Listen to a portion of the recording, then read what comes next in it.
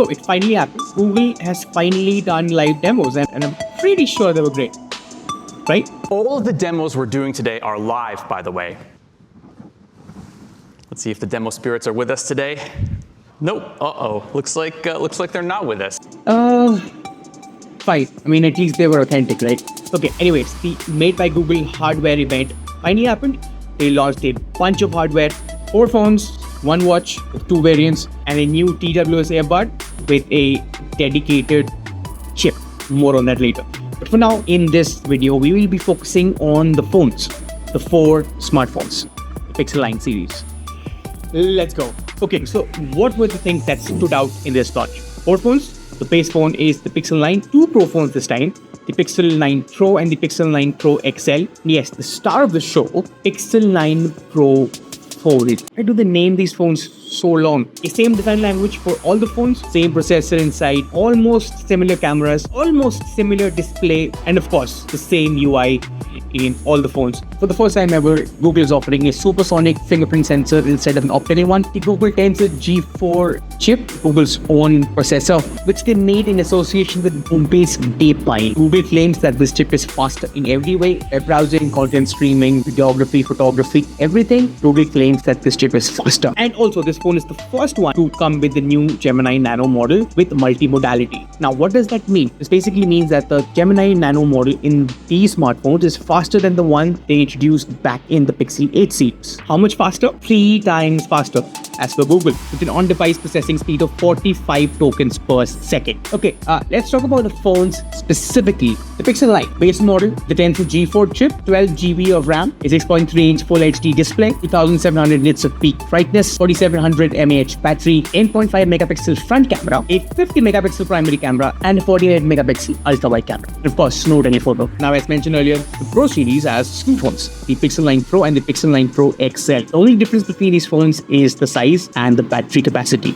Both of them have the Tensor G4 chipset, 16 GB of RAM, 3000 nits of peak brightness. The 9 Pro has a 6.3-inch display, while the 9 Pro XL has a 6.8-inch display. Pixel 9 Pro has the same battery as the Pixel 9, while the Pixel 9 Pro XL has a bigger battery, a 5060 mAh battery. In the camera department, again, most of the things are similar. Both the phones have the same camera unit, a 50 megapixel primary camera, a 48 megapixel ultra-wide camera, and a 48 megapixel 5x telephoto camera. On the front, however, there is a 42 megapixel camera on both. Google also mentioned that the phones will have better thermals this time, which means a better vapor chamber. In EMS language, that basically means that the phone will perform better even at higher temperatures. Now, I won't speak about Pixel Fold, the Pixel Pro 9, Pixel 9 Pro Fold. Yes, now this phone Google calls the pinnacle of smartphone engineering or something like that. And this is not just a marketing hoax, this is actually literally the thinnest foldable smartphone out there. On the outside, it has a similar 6.3-inch display like the one we saw in Pixel 9 and Pixel 9 Pro. On the inside, however, it is an 8-inch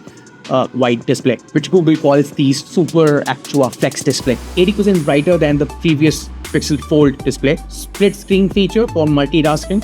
Again, very similar to what we saw in the Galaxy Z Fold 6. The camera island is a bit different. It is not the flat one we see in the rest of the phones. It is placed on the top left corner of the backside. The metallic frame feels solid. The frosted glass back feels very premium. And overall, and I think I can say this for all the other phones in the Pixel 9 series, I strongly believe that Google has finally nailed it in the flagship smartphone game.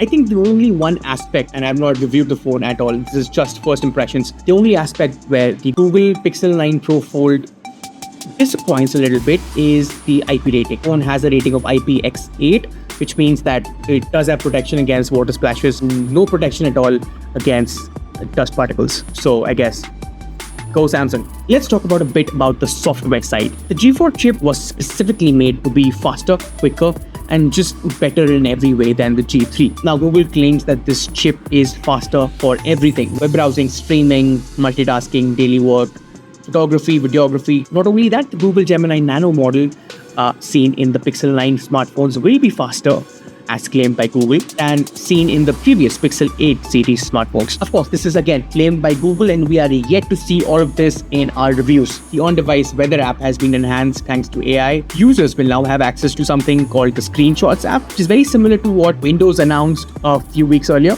Basically, when users take screenshots, those screenshots will be collected and saved in that app. Now you can search and look for specific screenshots by searching specific keywords.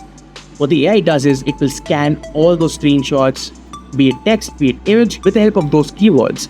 It will scan those screenshots and bring you the screenshots that match the description. I would say it's pretty handy, but still not sure how utilitarian it will be in the longer run. I mean, how many people actually look for screenshots on a regular basis? Not many. There's something called the Pixel Studio. Now, this is actually impressive because users can now create AI-generated images on device without any cloud assistance. And the impressive thing about this is that there are no fixed parameters like we see in other smartphones. This is basically very similar to what DALL-E does. The only difference is that this is completely on device and you need not be connected to the internet at all. The Magic Editor got better, actually way better. Users can now pick and highlight specific sections of a photograph and completely reimagine it. Can be compared to Galaxy AI's Sketch to Image. The review of all these phones will be very interesting as they will reveal much more details about how these smartphones actually operate. And that will be interesting to see because the competition in the flagship smartphone arena, or may I say flagship AI smartphone arena, is heating up. And it's getting very complex. We now not only have flagship smartphones, we have flagship foldable smartphones. Another very important thing that caught my attention during the event is that these are the first Pixel phones that did not come with the latest Android version. Yes, these phones will still have Android 14 as Android 15 is still in beta. One last very interesting thing that myself and many other journalists noticed is that if you closely look at the specs, there's not much difference between Pixel 9 and Pixel 9 Pro. And this is one of the very rare cases where the base model of a flagship smartphone is not very different from the Pro version of the flagship smartphone, like we have seen in the case of Apple as well as Samsung. So if you're getting most of the features that you get in the Pro model in the base model, why would you go for the Pro model? For an extra telephoto lens, for a brighter display, for a better front camera? It's a bit tricky, I know. Anyways, actual benchmarks and actual performance will only be seen in the in-depth reviews. For more such content on technology, keep following BW TV and BW Business World. My name is Deep, and I will see you next time.